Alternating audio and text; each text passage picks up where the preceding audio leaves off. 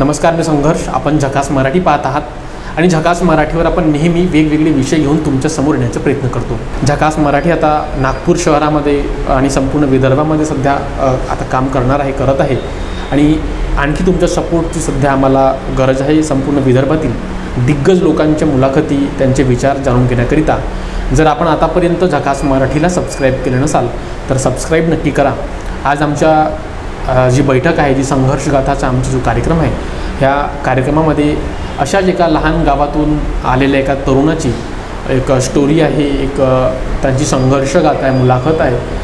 अनेक लोक लहान गावातून येऊन मोठ्या शहरांमध्ये जाऊन मोठी स्वप्न पाहतात. आज आमच्या ह्या बैठकीमध्ये चर्चा करण्याकरिता असे जे व्यक्तिमत्व आहे, जे गोंदिया जिल्ह्यामधून येऊन नागपूरसारख्या शहरामध्ये स्वतःचं अस्तित्व ज्यांनी बनवलं आणि खरं तर जी फूड मार्केट आहे, फूड इंडस्ट्री आहे, त्याच्यामध्ये आपला एक विदर्भामध्ये ठसा उमटवला आणि संतोष पकोडेवाला म्हणून एक नवीन प्रसिद्धी संपूर्ण विदर्भामध्ये त्यांनी बनवली आणि आज शेकडो आणि लाखो युवकांचे ते आयडियल बनले आहेत, मार्गदर्शक बनले आहेत आणि लहानशा एका पकोड्यांच्या टपरीवरून त्यांनी आज जवळपास 4 ब्रांचेस त्यांनी नागपूर शहरामध्ये उभे केले आहेत आणि संपूर्ण विदर्भामध्ये त्यांच्या समोर अशा प्रकारे ब्रांचेस उभं करून लोकांना रोजगार देण्याचे त्यांचे स्वप्न आहेत. आणि नेमकं ते त्यांचे व्यक्तिमत्व आज आपण जाणून घेणार आहोत आमच्यासोबत. खरं तर त्यांना पकोडा किंग ऑफ नागपूर असं विदर्भामध्ये संबोधले जाते. अनेक सेलिब्रिटीज त्यांच्या स्टॉलवर, त्यांच्या दुकानामध्ये पकोडे खाण्याकरिता स्पेशली येतात. असे नागपूरचे फेमस संतोष पकोडावालेचे ऑनर संतोष फुंडे आमच्यासोबत आहेत. भाऊ, खरं तर स्वागत आहे तुमचं झकास मराठीवर. बरं, लहानशा गावातून येऊन तुम्ही आज नागपूरमध्ये स्वतःचं अस्तित्व निर्माण केलं आणि जवळपास 4 ब्रांचेस, त्याही खूप मोठ्या आणि अलिशान अशा प्रकारच्या ब्रांचेस आणि संपूर्ण नागपूरला तुम्ही काहीतरी खाऊ घालत आहात. नेमकं काय तुमच्या सुरुवात नेमकी कुठून झाली आणि कसा तुमचा संघर्ष? माझी सुरुवात अशी जवळपास तशी तर सुरुवात 96-97 पासून झाली. जेव्हा मी वर्गाच्या 8व्या वर्गात होतो, त्याच दरम्यान काहीतरी करावं. शिक्षणामध्ये तसं माझं खूप काही रुची नव्हती. कमी शिक्षण शिक्षण माझं 12वीपर्यंत झालं, पण इंटरेस्ट पण तेव्हा जेव्हा मी 8व्या-9व्या वर्गात होतो त्यावेळेस असं वाटलं की स्वतःचा व्यवसाय काही करावा. तर मी बऱ्याचशा व्यावसायिकांना बघितल्यानंतर असं वाटायचं की व्यवसाय आणि नोकरीपेशा जे लोक आहेत तर त्यांच्यामध्ये समन्वय जेव्हा बघत होतो तर म्हणजे की व्यावसायिक जे लोक आहेत ती खूप पुढे झालेली आहेत. नोकरीपेशा लोक त्यांचा हळूहळू होतं ग्रोथ. ती ग्रोथ पाहिल्यानंतर तेव्हाच असं वाटलं की मला काहीतरी स्वतःचा एक व्यवसाय करायचा. आता व्यवसाय काय करावा हा तेव्हा तर लहान असल्यामुळं काय करावं, ज्यांनाकडे पाहिलं जसं एखादं लहान बाळ कधी म्हणते मी डॉक्टर होईल, कधी म्हणते इंजिनियर होईल, कधी म्हणते मी आर्मीमध्ये जाईन, असे तेव्हा मी असताना त्या वयात मला असं वाटायचं कधी हे करायचं, कधी ते करायचं. पण असं की एखादं कुठलं तरी काम हाती घ्यावं, हे एक प्रत्येक काम करून बघितलं. म्हणजे माझ्या हिशोबाने त्यावेळेस भाजीचा धंदा करून बघितला, ब्रेड विकल्या, कुठेतरी कामाला गेलो, सिव्हिल वर्कमध्ये गेलो. असं जवळपास मी जेव्हा 12वी माझं झालं त्याच्यानंतर हे सगळे काही कामं केले. पण मी 8व्या वर्गापासून कुठे नाही कुठे एखादी लाईन याच्या शोधात होतो आणि जवळपास 4 वर्ष मी एका स्टॉलवर काम केलं. त्या स्टॉलवर काम केल्यानंतर माझ्या लक्षात आलं की याला एक शिक्षणाची जरी तेवढी गरज नसेल, परंतु शिक्षणाची तिथं गरज नव्हती आणि मला तेव्हाच एक पॉईंट मिळाला की नाही, इथं शिक्षण नाही पण याच्यात माझ्या ज्या स्किल, हाताची याची चव जर मी लोकांना दिली तर मी एक उद्याचा चांगला व्यावसायिक बनू शकतो, असं त्यावेळेस मला स्वतःला वाटलं. आणि याच्यासोबत मला 1-2 लोक मिळाले. ते म्हणे नाही संतोष, माझं नाव ओरिजिनल विजय फुंडे आहे. तर त्यावेळेस मला विजयच बोलायचे. संतोष हे नाव जेव्हा मी माझं दुकान टाकलं संतोष, तर त्यावेळेस विजय पकोडा हा शोभला नसता. जसं फिल्म इंडस्ट्रीमध्ये लोक कुमार हे अगर वेगवेगळे नाव घेतात. संतोष म्हणजे समाधान, खाल्ल्यानंतर समाधान मिळतो. तर ही मला लहानपणी माझी आई मला संतोष म्हणायची. म्हणजे माझ्या घरचे लोक सगळे संतोष, टोकन नाव संतोष होतं. तर त्या टोकन नावाला घेऊन जेव्हा एक वर्ड तयार केलं संतोष पकोडावाला, तर ते खूप सगळ्यांना आवडलं. आणि मग ते नाव मी माझ्या दुकानाला नाव दिलं. 2002ला माझी स्टार्ट केली. माझे एकट्याने सुरुवात केली. मी त्यावेळेस. आणि हळूहळू करत मी जवळपास 4 ते 5 वर्ष मला हे सर्व्हाइव्ह करायला लागलं. 2007-8 नंतर माझा हा व्यवसाय एकदम स्टेबल झाला आणि प्रसिद्धी मिळाली. बरं, एवढा मोठा व्यवसाय उभारणं म्हणजे कुठेतरी फॅमिली सपोर्ट, फॅमिली बॅकअप आपल्याकडे असायला पाहिजे. नेमकं तुमच्या फॅमिली बॅकअप, आई वडील नेमकं कोणती कामं त्यावेळी करायची? माझ्या आई वडिलांचं काम सिव्हिल काम होतं.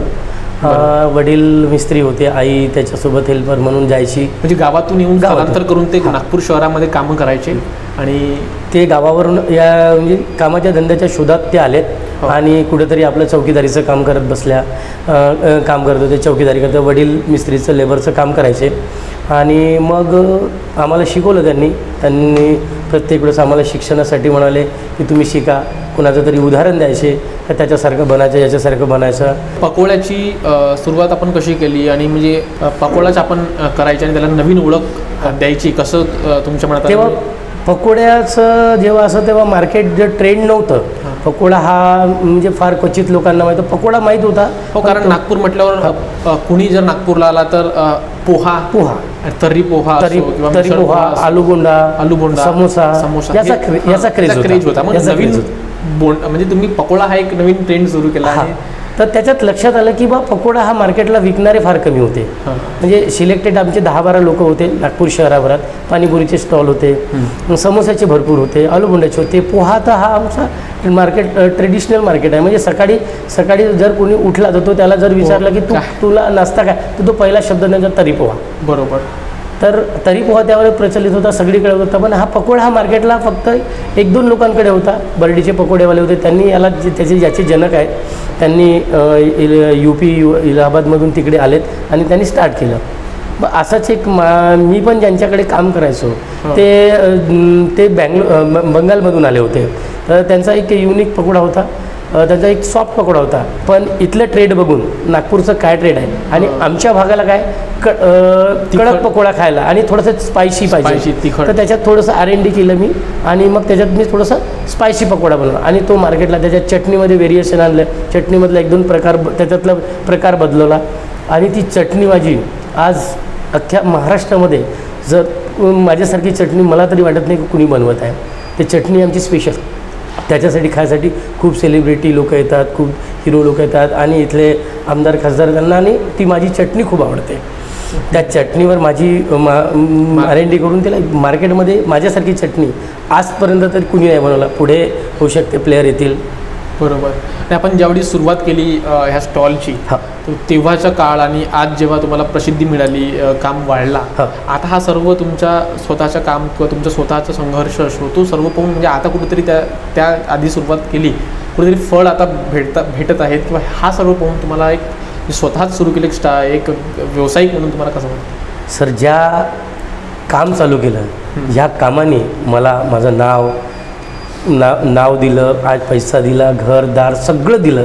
आज मला माझं नाव विजय असलं पण मला संतोष पकोडेवाला म्हणतात. माझं नाव संतोष आणि आडनाव पकोडेवाला पडलं आणि माझ्या समाजात किंवा अदरस्त लोक मला संतोष पकोडेवाला म्हणजे माझं नाव संतोष पडलं आणि पकोडेवाला माझं आडनाव झालं.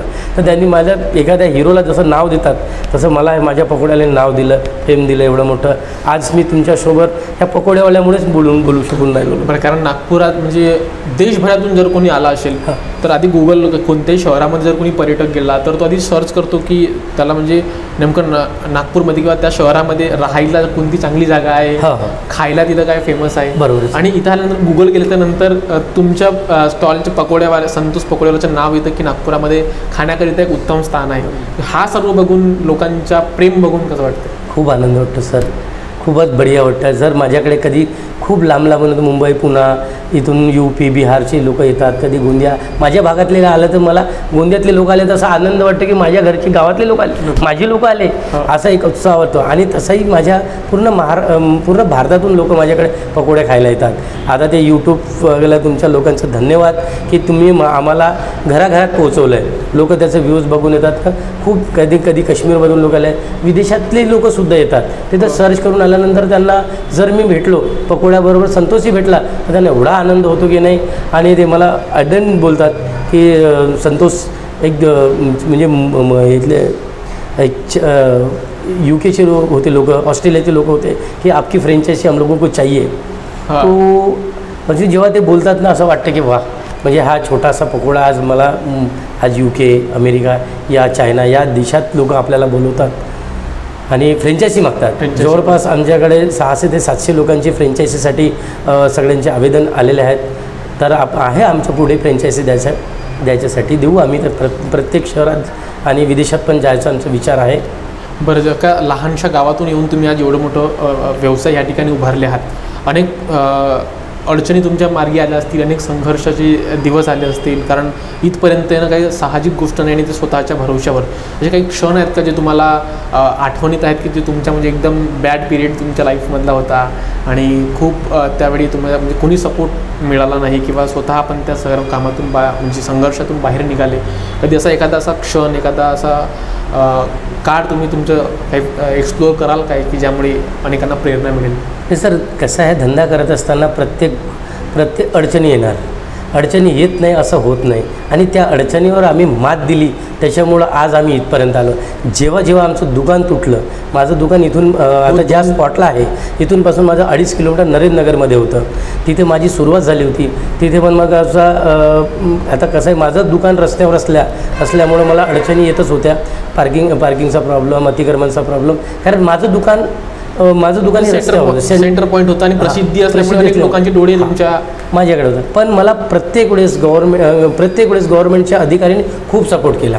त्यांनी मला सांगितलं की नाही अभि तू बडा हो रहा, तर तू तुझं स्वतःचं एखादं गाडं घे, तू स्वतःची जागा घे, तुझं. म्हणजे प्रत्येक वेळेस मला गव्हर्नमेंटचा एवढा साथ मिळाला, पोलीस डिपार्टमेंटचा साथ मिळाला, फूड अधिकाऱ्यांचाही मला खूप सपोर्ट मिळाला. माझ्याजवळ लायसन्स नव्हते त्यावेळेस मी स्टार्ट केलं, कारण मला त्याची कल्पना नव्हती. मी रस्त्यावर होतो, तर त्याच्यामुळं मला असं कुठलं फूड लायसन्स घ्यावं किंवा कुठलं लायसन्स घ्यावं हे काही मला माहिती नव्हतं. पण अधिकारी लोकांनी मला समजून सांगितलं, जवळ बसले आणि त्यांनी सांगितलं की तू उद्याचा स्टार आहेस, तर त्याच्यासाठी ह्या गोष्टीची तुला तयारी करावं लागेल. त्रास तर झाला, जरी एखाद्या अधिकारीने त्रास दिला असेल, पण 4 अधिकारी येऊन मला समजून सांगायचे की नाही तुम्ही चुकल्या, अधिकारी नाही, अधिकारी आपलं नियमित काम करत आहे. तर मग तेच मला मार्ग सांगा की नाही ये चीजें करो, अब समय आ गया. तो मग हळूहळू मी माझं स्वतःचं गाडं घेतलं, स्वतःची आज दुकान घेतली आणि नंतर सगळे लायसन्स आपण बनवून घेतल्यात. ज्या लायसन्स कंपनी रजिस्टर्ड झालेलीच आहे माझीवाली, संतोष पकोड्याला नावानी. आणि अधिकारी हे त्रास क्वचितच देतात, पण आम्ही त्रास नाही घेतला. ते गोष्ट आम्हाला सांगायची की पुढच्या भविष्यासाठी एखादा अधिकारी येऊन जेव्हा सांगत होता ना, त्यावेळेस आम्हाला वाईट वाटतं. स्वतः तुमचे कस्टमर्स असतील आणि तेच कस्टमर होते माझेवाले. पण त्यांना वाटायचं की नाही तुम्ही हे लायसन्स घ्यायला पाहिजे, तुम्ही हे लायसन्स कसं घेता येईल. कारण त्यावेळेस कसं असं सर 2000चा ज्या काळात होता त्यावेळेस रस्त्यावर कुठे लायसन्स मिळायचं नाही. बरोबर, त्यांना गाडंच हवं पाहिजे. मग ते सांगायचे की तुम्हाला गाडं घ्यावं लागेल, तेव्हा तुम्हाला लायसन्स. त्यांनी नियमात राहून तुम्हाला मार्गदर्शन केलं आणि खूप मला अधिकारी लोकांचा नेहमी सपोर्ट भेटला. आजही सपोज मला काही झालं तरी पण मी एखाद्या अधिकाऱ्यांना फोन करून विचारतो की सर याचं लायसन्स कसं घ्यायला पाहिजे, इथे चुकलो आहो तुम्ही, तर मला खूप चांगल्या पद्धतीने ते गाईडनेस करतात. अतिक्रमण सर रोडवर आता माझ्या गाड्या आता एकाच वेळेस माफ वाढतो, त्यावेळेस कसं आता ती माझी चुकी नाही आहे किंवा ती ग्राहकाची पण तो मोसम म्हणतो. म्हणजे त्यावेळेस आम्ही मोसम म्हणतो जे पावसाळ्याच्या वेळेस असं असते की त्या 6, 6:30, 7च्या दरम्यान एवढा रश असतो आणि एवढी पार्किंग नाही देऊ शकत, तर काही लोक रस्त्यावर लावतात. अशाच वेळेस अधिकारी लोक पण येऊन आम्हाला सांगतात की तुम्ही आपली व्यवस्था करा.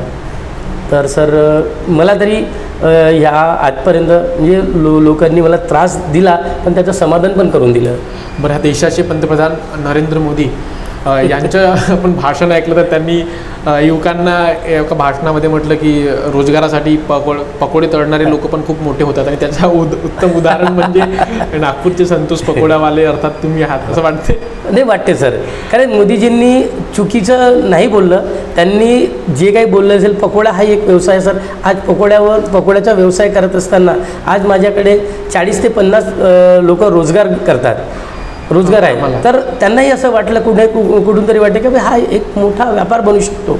जे नाही शिकत प्रत्येकाने मोदींनी नाही बोलले की बा प्रत्येकाला पकोड्याचा टेला. आता कसं आहे, हे राजनीती स्टंट आहे, कुणीतरी त्याला वेगवेगळा दिला. पण मोदी साहेबांनी हे नाही बोलले पकोडे बनवा, पकोडामध्ये हा एक करिअर बनू शकतो. तर सर माझ्यासारख्या माणसाने करिअर बनवलं.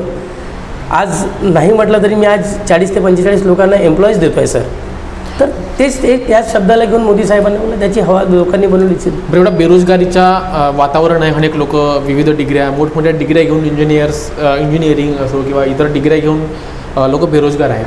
म्हणजे जर त्या लोकांना काय मॅसेज आपण द्याल, कारण आपण सुद्धा शिक्षणामध्ये तुमची रुची नव्हती आणि आपण एवढा मोठा एम्पायर उभा केला, त्यांना आपण काय मार्गदर्शन किंवा काय मॅसेज त्यांना द्याल, ते कशा प्रकारे ह्या इंडस्ट्रीमध्ये किंवा इतर कामांमध्ये स्वतःचं अस्तित्व बनवू शकतात? सर, आमची फूड इंडस्ट्री म्हणजे खूप मोठी इंडस्ट्री आहे. जोपर्यंत माणूस जगेल तोपर्यंत त्याला जेवणाची आवश्यकता आणि तोंडाची चव पाहिजेच पाहिजे. बरोबर. तर या इंडस्ट्रीजमध्ये जर इंजिनियर लोकांनी, जसं आता तुम्ही बघत असाल MBA चायवाल्यांनी आपलं करिअर याच्यात बनवलं, आज ते MBA होऊन त्यांनी चाय पण त्यांचं करिअर बनवलं. तर असेच जर इंजिनियर लोक शेतीमध्ये बघा, कितीतरी इंजिनियर शेतामध्ये आलेत आणि त्यांनी एक नवीन पद्धतीत शेती तयार केली आणि खूप मोठं एम्पायर तयार केलं. तर असंच मी सांगतो की कुठल्या तरी जर इंजिनियरला जर व्हायचं असेल तर आमच्या फूड इंडस्ट्रीमध्ये आले आणि एखादाही प्रोडक्ट त्यांनी बनवण्याचा प्रयत्न केला. आता सर ऑनलाईनचं मार्केट झालं आहे झपाट्यानं. आता आम्हाला तरी हे एवढं मोठं व्हायला 20 ते 25 वर्षाचा काळ किती लागला, पण आता नाही सर. आता झपाट्याने जवळपास 4 ते 5 वर्षात तुमच्या प्रोडक्टमध्ये दम असतो. नागपूरला डॉली चायवाला म्हणजे किती फेमस, त्यांच्याविषयी त्यांनी एक छोटीशी सुरुवात केली होती. त्यांचाही मला वाटतं 2002चाच काळ आहे, पण हळूहळू त्यांना प्लॅटफॉर्म मिळाला आणि आज डॉली चाय विदेशात चालला गेला. असंच मला इंजिनियर किंवा नवीन युथला सांगायचं की तुमच्या घरात कुठली जरी एखादी वस्तू बनत असेल तर तिला तुम्ही रस्त्यावर किंवा एखाद्या दुकानात गाडाला तिला फेमस करा. आणि नवीन जी आता मार्केटिंग आहे सोशल मीडिया याचा वापर करून तुम्ही झपाट्यानं वर जाऊ शकता. तुमच्या जर खरंच प्रोडक्टमध्ये दम असेल, तुमच्या क्वालिटी, क्वांटिटी आणि सर्व्हिसमध्ये असेल ना, तर सर नक्की तुम्हाला लोकांना खूप वेळ लागत नाही. नागपुराविषयी तुम्ही काय एक्सप्लोर कराल, कसं तुम्हाला नागपूरने सांभाळलं किंवा तुमच्या ज्या पकोड्याला आहे जो प्रेम कशा प्रकारे दिलं, नागपूरकरांवासियांसाठी काय सांगितलं? सर कसं आहे, गावातून जेव्हा शहरात येतो तेव्हा तो थोडासा त्रास होतो, कारण त्याला सर्वाईव्ह करायला थोडासा त्रास जातो, वेळ लागतो. कारण एकदम त्यांनी म्हटलं की मी गेलो आणि माझं चालू झालं असं होत नाही सर. कारण तुम्हाला एखाद्या लहान झाडाप्रमाणे त्याला हळूहळू मोठं करावं लागतं. त्रास ज्यांनी सहन केला तो पुढे जाऊ शकेल, ज्याला त्रास सहन नाही करू शकत तो नाही जाणार. आणि शहरात म्हणा किंवा कुठे पण म्हणा, तुम्ही जर नवीन व्यवसाय येतात तर तो त्रास नसतो, तो तुम्हाला पुढे जाण्याचा मार्ग असतो. तुम्हाला ते उन्हाळे पावसाळे हिवाळे हे बघावंच लागतात. जर तुम्ही हे बघितलं नाही तर पुढे जाऊ शकत नाही.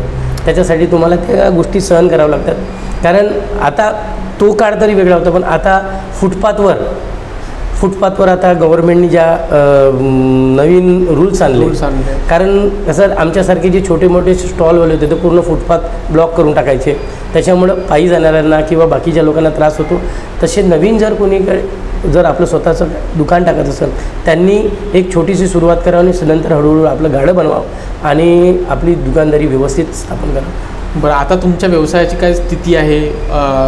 म्हणजे दर दिवशी किती पकोडे, किती प्लेट्स पकोडे किंवा तुमची इतर फूड आयटम आहेत, मग आता सध्याची तुमच्या व्यवसायाची काय स्थिती आहे? सर माझी व्यवसायाची स्थिती खूप चांगली आहे. पूर्वीपेक्षा तर आता खूप झपाट्याने वाढलेली आहे माझी. आता त्यावेळेस मी नुसता पकोडा बनवायचा, तर आता पकोड्याबरोबर जवळपास माझ्याकडे 25 आयटम आहेत. म्हणजे समोसा, कचोडी, पाटोडी, आलूबोंडा, मूग पकोडा हा माझा पायलट प्रोडक्ट आहे. त्याच्यासाठी लोक जगभरातून माझ्याकडे येतात. आणि त्यात कसं आहे, ती जी चार लोक आली त्यातल्या एखाद्या व्यक्तीला वाटते किंवा नागपूरचा आपण समोसा खायला पाहिजे, एखाद्याला वाटते की माझ्याकडे गरम गुलाबजामुन आहेत. हे कन्सेप्ट UP बिहारचं होतं, ते आपण तिथलं त्याला आणि आमच्या भागाला म्हणजे स्वीट नागपूरला खायचे नाही लोक, तेवढ्या प्रमाणात नाही खायचे. जसं हल्दीरामची मिठाई किंवा राजस्थानचे हल्दीरामजी नागपूरला आलेत आणि त्यांनी इथलं बघितलं की यातल्या लोकांना भुजिया, शेव चारायचे. तसंच मी एकदा लखनौ 2ला गेलो होतो. त्या लखनौ 2ला मी बघितलं की तिथले लोक गुलाबजामुन खातात आणि ते गुलाबजामुन हा गरम गुलाबजामुन खातात.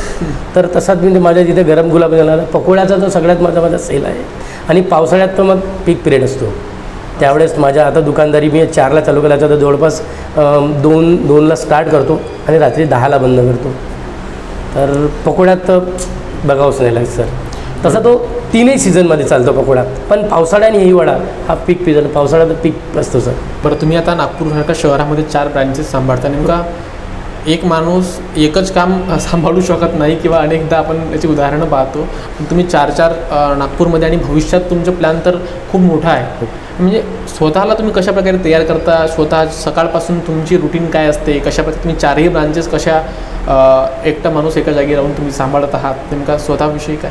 या 20 वर्षाच्या कारकिर्दीमध्ये माझ्याजवळ मी असे माणसं तयार केलेत. मी हे सगळं मी एकटा करत नाही. माझ्याजवळ ही माणसं आहेत, मी त्यांच्यासोबत करून घेतो सर.